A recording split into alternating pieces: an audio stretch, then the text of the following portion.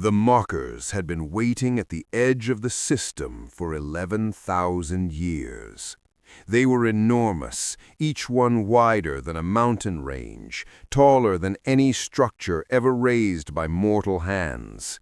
They hung in deep space without visible support, fixed in position by engineering so ancient that no living mind in the known galaxy could fully explain the physics behind it. Their surfaces were carved in over 500 languages, scripts belonging to empires that had risen and fallen, alphabets of species that had gone completely silent long before the current age of the galaxy had even begun. Every inscription said the same thing. Do not enter this system.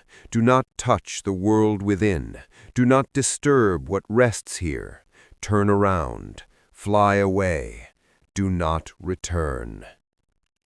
Fleet Admiral Kren Vathos of the Sovereignty Collective read the nearest marker from the command bridge of his flagship, tilted his broad, angular head slightly to the left, and ordered his fleet to move forward anyway. He was not a reckless creature. That point matters because reckless commanders were easy to dismiss and easy to understand. Vathos was neither.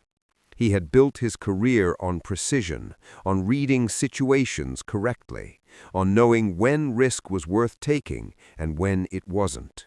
He had commanded 6 major campaigns across the outer expansion territories and won each one through a combination of careful preparation and decisive action. He had read history. He knew about the quarantine on this system. He knew it was old, older than the collective itself, placed here at the close of an era that most modern citizens treated as legend rather than documented fact. And that, he had decided, was precisely the problem. Legends accumulated fear the way old pipes accumulated rust. The more time passed, the thicker it got, until the original object underneath was completely buried. Whatever had frightened the civilization that erected these signs, a civilization, he noted, that no longer existed, it was clearly no longer a factor. The markers were theatrical.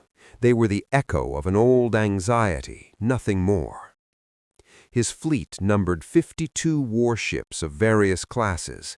They were well supplied, well armed, crewed by professionals who had served through multiple campaigns without distinguishing themselves through cowardice. Their assignment was straightforward. Reach the 3rd planet in this unremarkable system, map the geological deposits that long-range spectral analysis had flagged as extremely promising, and establish the early framework for a resource extraction operation. The collective needed raw materials for its expansion into the Varath corridor. This quiet system, tucked away in an overlooked arm of the galaxy, offered exactly the deposits that expansion required. The quarantine was an obstacle. Vathos moved past obstacles. His survey specialist, a careful and methodical officer named Orvis, had not spoken a word when the advance order was given. She had turned back to her station and opened the archived file on the system without comment. She had read it once the previous night.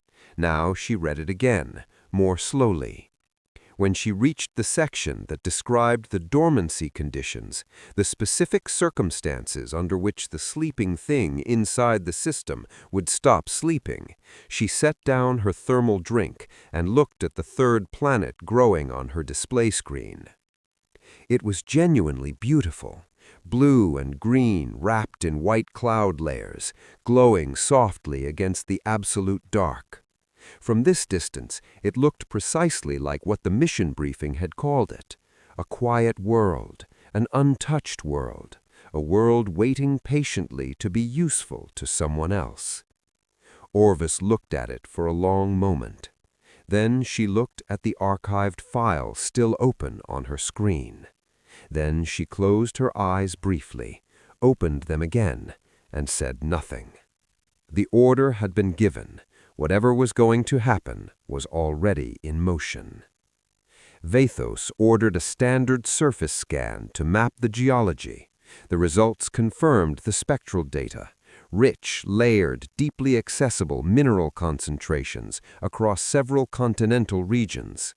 He selected 3 uninhabited wilderness zones as test sites. A calibrated low-level impact pulse on each location would confirm deposit depth and structural composition. Standard preliminary extraction procedure, minimal surface disturbance. The pulses fired.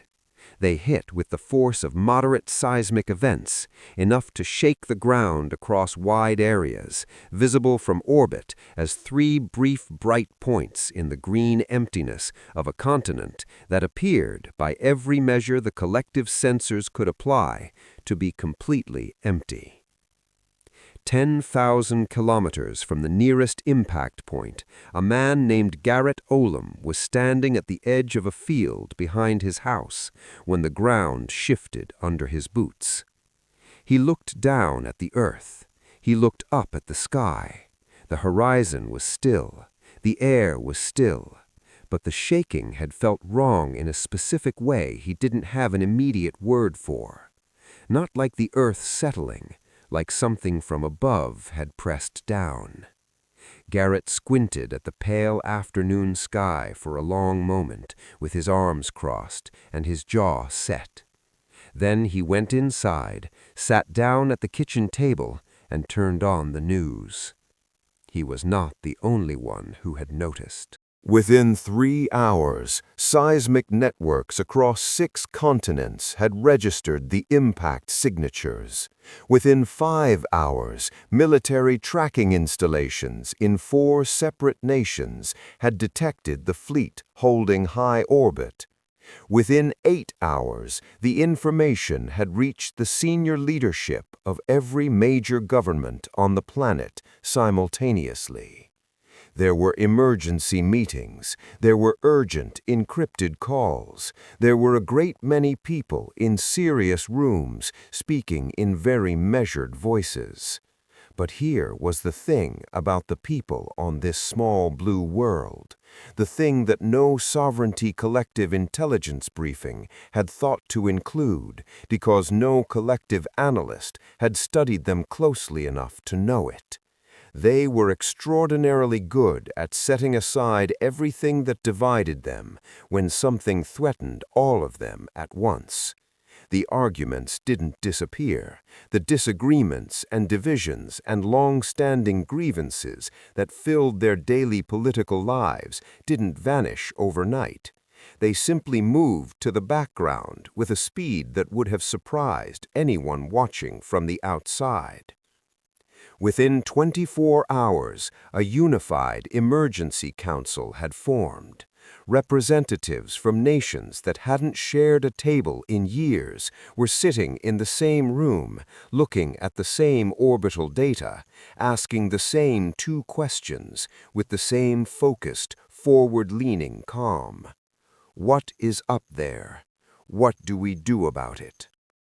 Vathos, satisfied with the geological results, sent a scout pod to the surface to collect physical samples and assess the local atmospheric conditions. The pod landed in a wide, flat field surrounded by low hills and tall grass.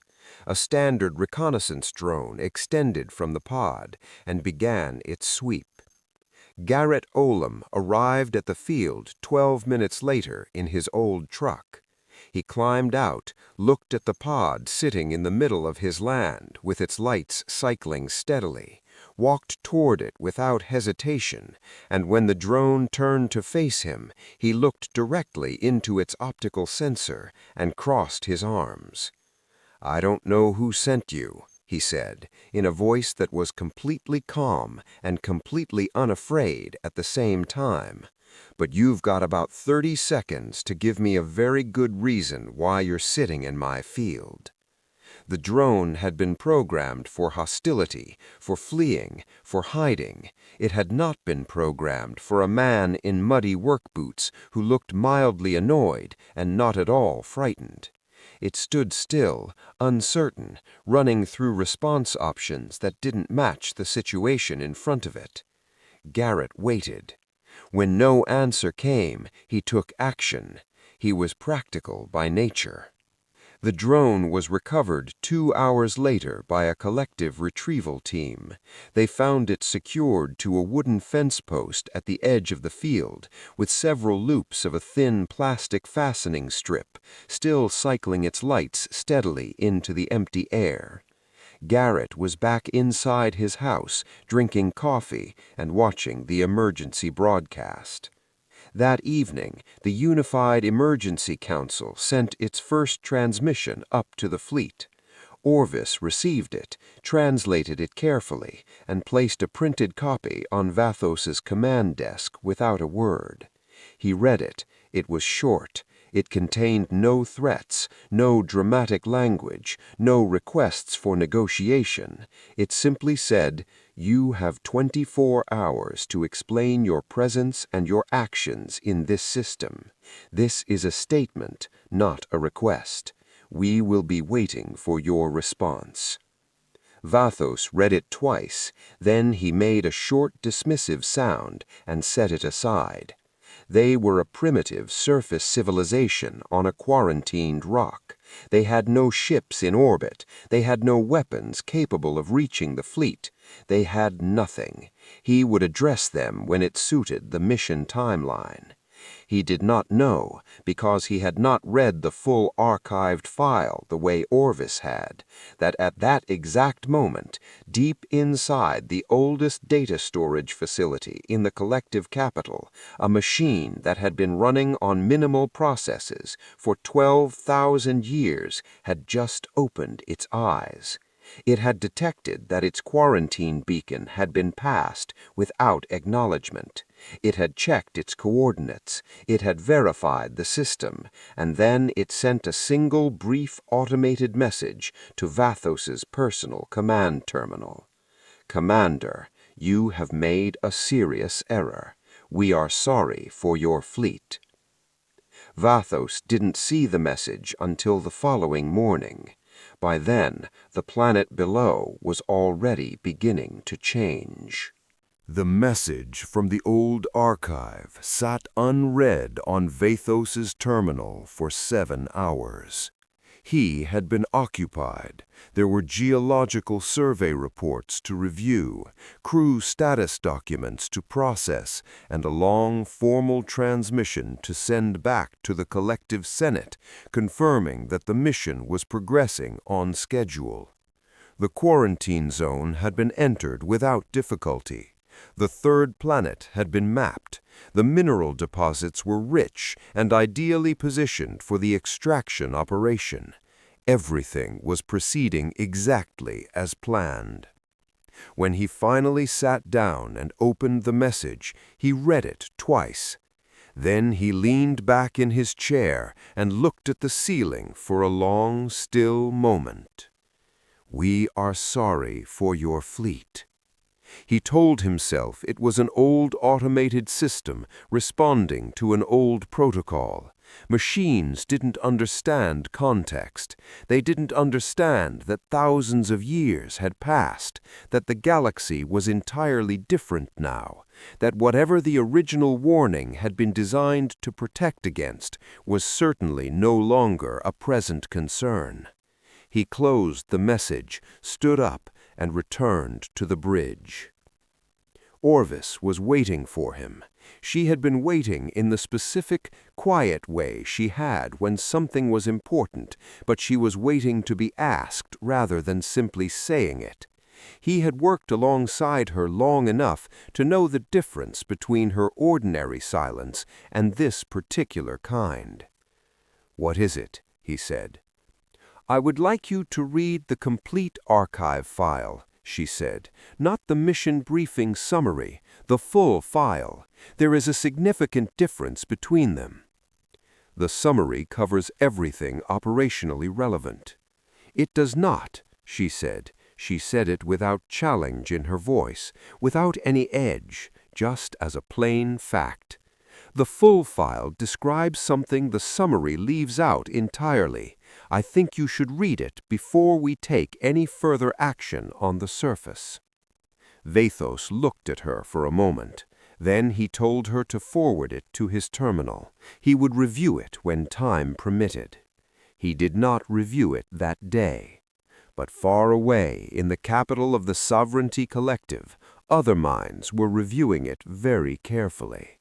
The Senate had received Vathos's progress report at approximately the same time that the old archive's automated alert had registered across 3 separate senior intelligence channels.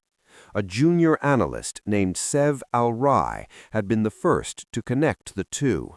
She was young, thorough, and not yet experienced enough in the particular art of dismissing things that made her feel uncomfortable.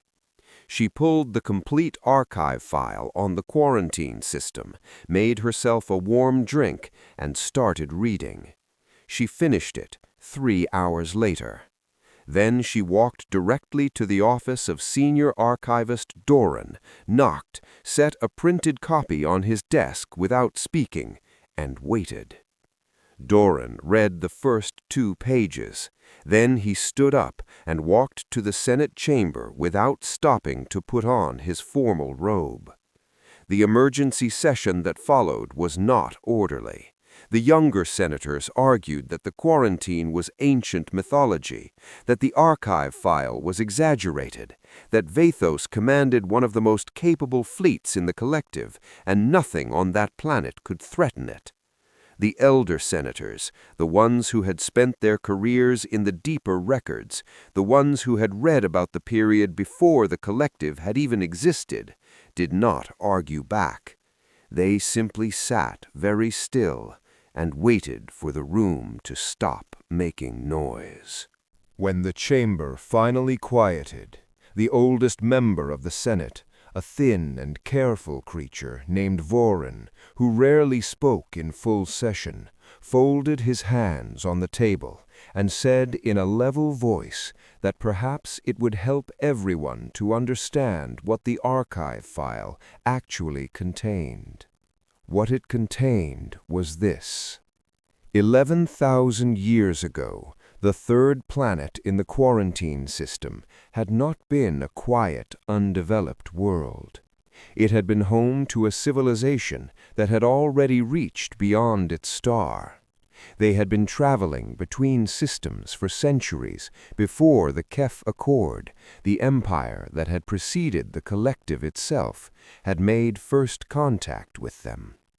They had built ships, they had explored the outer territories, they had made trade agreements, established alliances, and expanded their presence steadily and efficiently. They had also fought 4 interstellar wars. In each of those wars, they were the smaller side. In each one, the opposing civilization had been older, better equipped, and more experienced in large-scale conflict. And in each war, the humans, as the archive called them, had won. Not easily, not without serious loss, but completely. Every time, the war had ended with the other side requesting terms. Every time, the humans had accepted those terms without cruelty, helped repair what had been damaged, and returned home. The Keth Accord had studied these 4 wars very carefully. Their analysts had run extensive projections and tried to identify exactly what property of these humans made them so consistently difficult to defeat. The models had returned the same answer repeatedly, and it was not the answer anyone had expected. It was not superior technology. It was not numbers. It was not strategic brilliance, though human strategists were very capable. It was something simpler and far more difficult to account for. The humans did not stop. In all established models of military conflict across the known galaxy, every species had a breaking point, a level of damage or sustained pressure at which continuing to fight became clearly irrational, and withdrawal or negotiation became the logical path. Every military framework in existence was built around this principle. You applied sufficient force, sustained sufficient pressure, and eventually the calculations on the other side shifted. That was how conflicts ended. The humans did not perform that calculation. When they took losses, they reorganized and came back. When a strategy stopped working, they didn't regroup behind a defensive line to plan the next phase. They adapted immediately and kept moving forward. When they were pressed to what should have been a breaking point, they did not break. They became more focused, more inventive, and more dangerous than they had been before the pressure started. Every model built to predict their behavior eventually failed because every model assumed a breaking point that simply never arrived. The Keth Accord launched a full military campaign against humanity before they could become any stronger. The campaign was designed to be fast and decisive. It lasted 412 years. It ended when the Keth Accord transmitted a message requesting peace. Not because they had the humans surrounded, not because some final battle had swung the balance.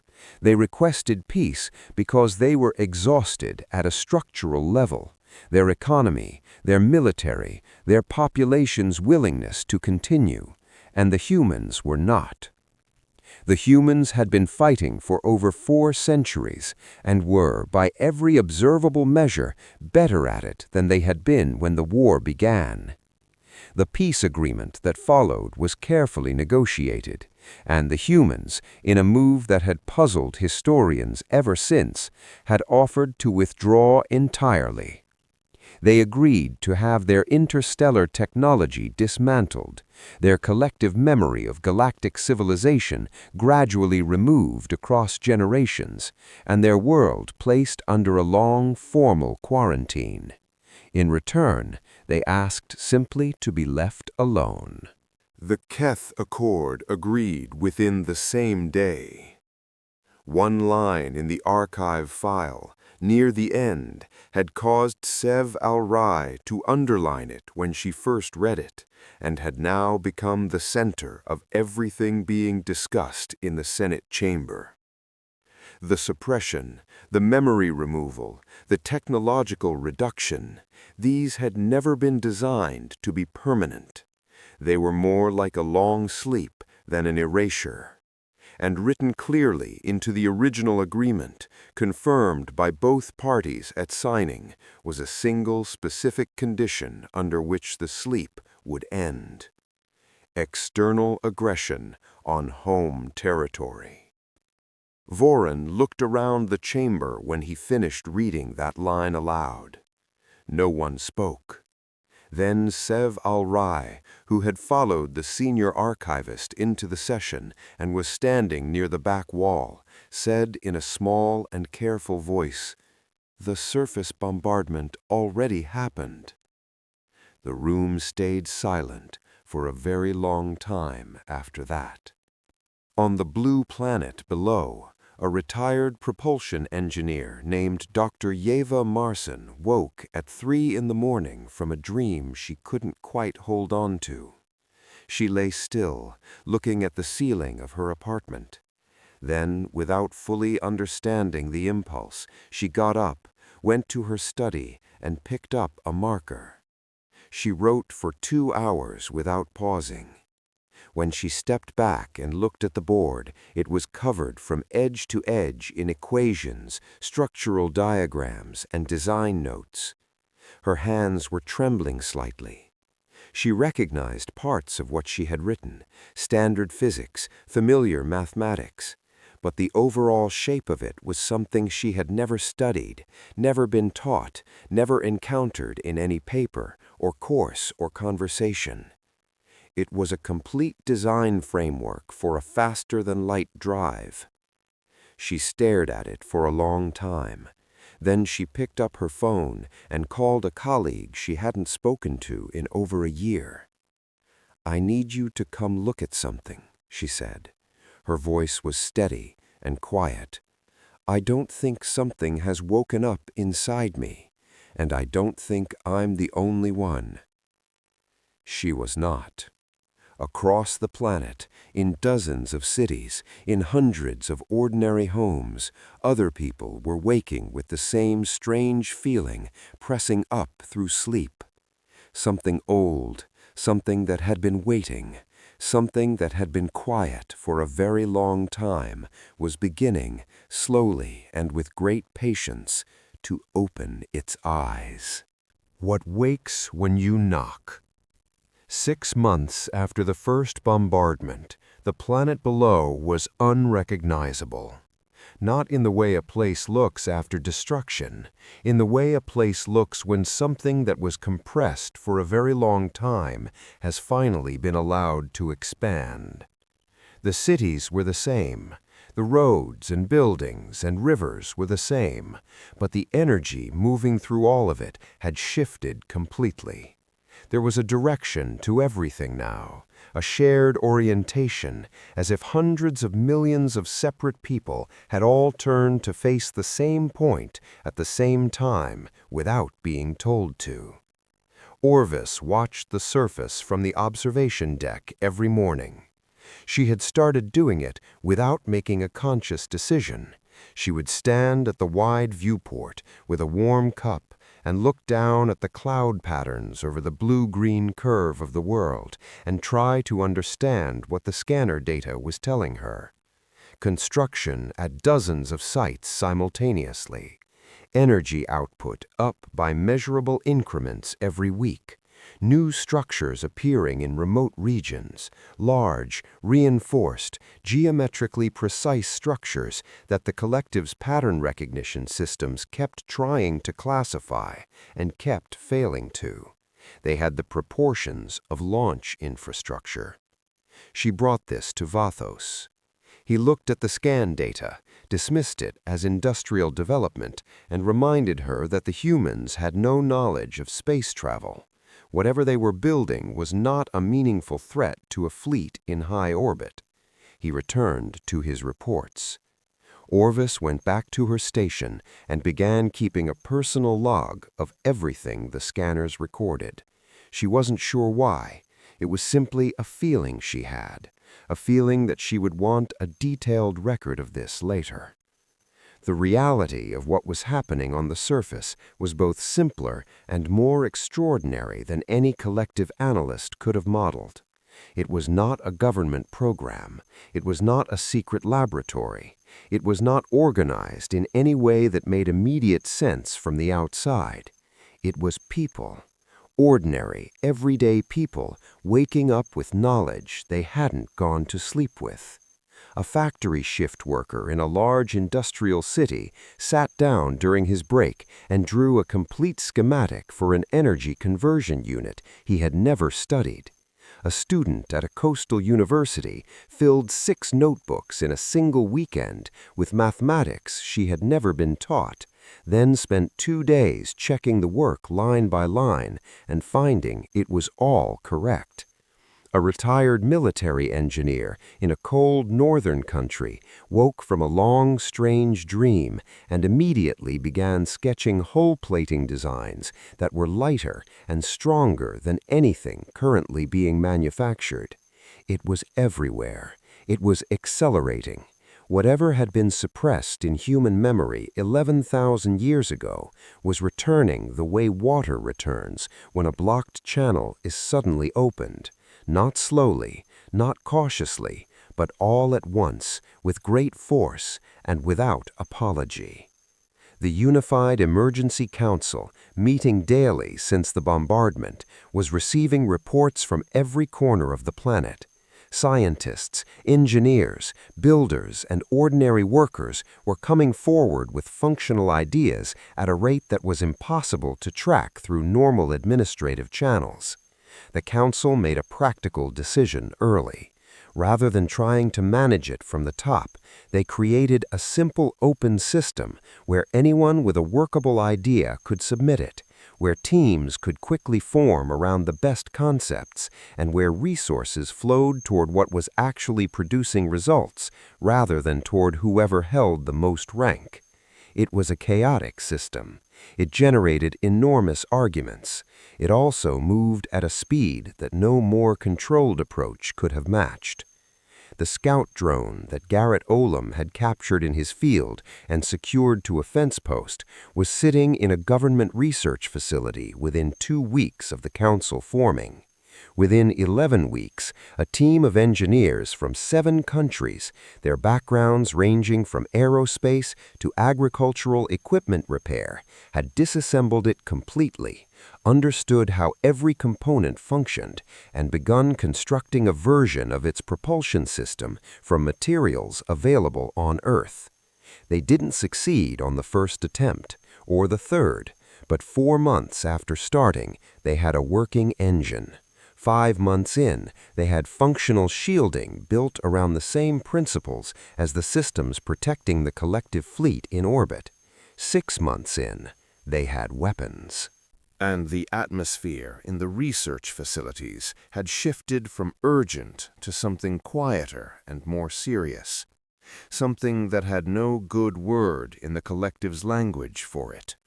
Vathos, who had by then received a firm message from the Senate urging extreme caution, chose instead to demonstrate consequences. He selected a cluster of communications satellites in high orbit and had them destroyed. A controlled action, he told himself. A reminder of the difference between a spacefaring empire and a planet that had only recently rediscovered basic propulsion. 3 human technicians who had been performing scheduled maintenance aboard one of the satellites were killed in the strike. The Human Council's response arrived within 4 hours. It was not emotional. It named the 3 people who had died. It stated clearly that their deaths constituted an act of aggression against human lives. It informed the fleet that the Council considered itself to be in a state of active conflict with the Sovereignty Collective as of that moment. Then, all communication channels went very quiet. Orvis read the statement 3 times.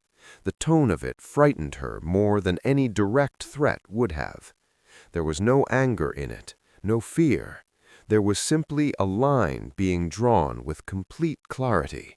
And on the other side of that line, something very focused had begun to move. She made her decision that same night. Sev Alray had been a records analyst in the collective's intelligence division for 4 years. She was not a soldier. She was not a hero of any kind. She was a careful, methodical, slightly anxious individual who had spent most of her professional life reading old documents in quiet rooms. But she had read the full archive file. She had been in the Senate chamber when Vorin read the wake condition aloud, and she had watched for 6 months as every single warning in that file came true, in sequence, while the commander of her fleet dismissed each one. She packed a small bag, wrote a short note, and boarded an emergency escape pod. She aimed it at the planet below and launched before she could change her mind. The descent was violent. She kept her eyes closed and her hands locked on the safety handles and spent the entire journey genuinely unsure whether she had just made the last decision of her life. She crash-landed in a flat, gray, rocky landscape that she later learned was called Iceland. The impact knocked her briefly unconscious. When she opened her eyes, a cracked viewport showed pale sky, and several humans in heavy coats were standing outside looking at her with expressions that were curious rather than hostile. She was helped out of the pod, wrapped in a thick blanket, and given a warm drink that smelled strange and was genuinely comforting. Then she was driven to a low building where a calm, well-dressed human man was waiting at a table with 2 chairs. His name was Ambassador Ren Chowei. He introduced himself simply, asked if she needed anything further before they spoke, and then waited with complete, unhurried patience. She told him everything: the archive file, the Senate session, the wake condition, the full size of the collective fleet. She explained that what Vathos commanded was a scouting element, a preliminary force. The full collective military numbered over 4,000 warships. She wanted him to understand the scale of what might be coming. Chawe listened without interrupting. When she finished, he was quiet for a moment. Then he folded his hands on the table and said calmly and without any change in his expression, "That is useful to know. We were concerned this might be resolved too quickly." Sev stared at him. She had expected alarm. She had expected 4,000 warships to produce some visible reaction, some flicker of fear, some adjustment in her posture, something. There was nothing, just that same quiet, steady attention. She spent the rest of the day sitting by a window, looking out at the gray wind moving across the landscape, drinking warm drinks, and wondering in a very sincere way whether defecting had been the right choice after all. 3 weeks later, the first human spacecraft launched. It had started its life as a heavy cargo transport, large, blocky, thoroughly unglamorous, built for moving industrial loads between ports and not for anything else.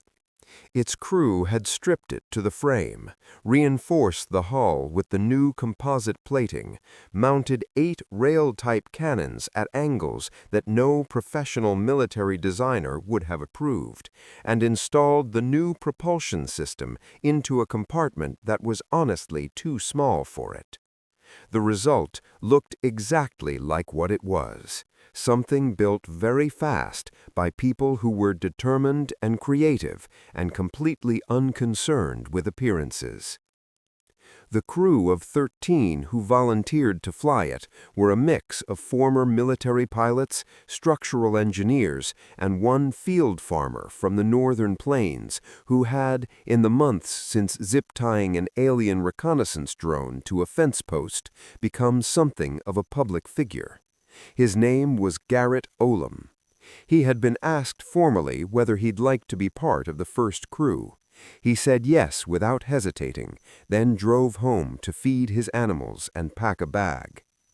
The crew named the ship before launch and painted the name on the hull in large, cheerful, unapologetic letters. The Stubborn Bastard. The council had raised a formal objection on grounds of professionalism. The crew had listened politely and kept the name. The Stubborn Bastard launched on a clear morning and reached the outer system within hours. 2 collective warships on a patrol run near the system's edge detected it on long-range sensors and identified it immediately as a primitive, improvised craft. The patrol commander sent a brief, dismissive report to the flagship and moved to intercept. The engagement lasted 40 minutes. When it ended, both collective warships were disabled and drifting. The Stubborn Bastard had taken damage to its port side and lost 1 cannon. The crew were intact.